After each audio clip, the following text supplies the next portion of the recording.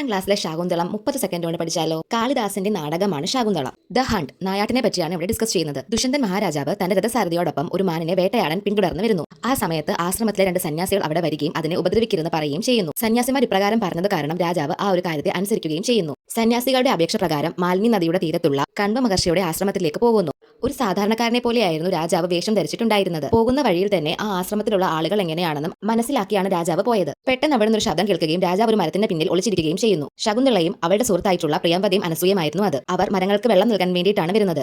അവരുടെ സംഭാഷണങ്ങളിൽ നിന്ന് ശകുന്തളയെ രാജാവ് മനസ്സിലാക്കുകയും ചെയ്യുന്നു. അവിടെ കണ്ട കാഴ്ചകൾ അവരെ അത്ഭുതപ്പെടുത്തുന്നതായിരുന്നു. അവരുടെ ആശ്രമത്തിൽ എന്തോ ഒരു അനുഗ്രഹം കിട്ടിയതുപോലെ നല്ലതെന്തോ വരുന്നതിന്റെ സൂചനയായിട്ടാണ് അവിടുത്തെ ഓരോ കാഴ്ചകളും ഉണ്ടായിരുന്നത്. പെട്ടെന്ന് അവിടുന്ന് ഒരു വണ്ട് ശകുന്തളയെ ശല്യം ചെയ്യാൻ വേണ്ടി എത്തുന്നു. രക്ഷിക്കാൻ വേണ്ടി തന്റെ സുഹൃത്തുക്കളായ അനസൂയയോടും പ്രിയംവദയോടും ശകുന്തള പറയുമ്പോൾ തന്നെ രക്ഷിക്കാൻ രാജാവായിട്ടുള്ള ദുഷ്യന്തനെ വിളിക്കാൻ പറഞ്ഞു കളിയാക്കുന്നു. ആ ഒരു സമയത്ത് രാജാവ് അവിടെ ഒളിച്ചിരിപ്പുണ്ടെന്ന് അവർക്കാർക്കും അറിയില്ലായിരുന്നു. ഇത്രയും ഭാഗമാണ് നിങ്ങൾക്ക് പഠിക്കാനുള്ളത്. ചാപ്റ്ററിന്റെ ഡീറ്റെയിൽഡ് സമ്മറി നമ്മൾ അപ്ലോഡ് ആക്കിയിട്ടുണ്ട്. സോ ഡീറ്റെയിൽ ആയിട്ട് മനസ്സിലാക്കേണ്ടവർ അത് വായിച്ചു.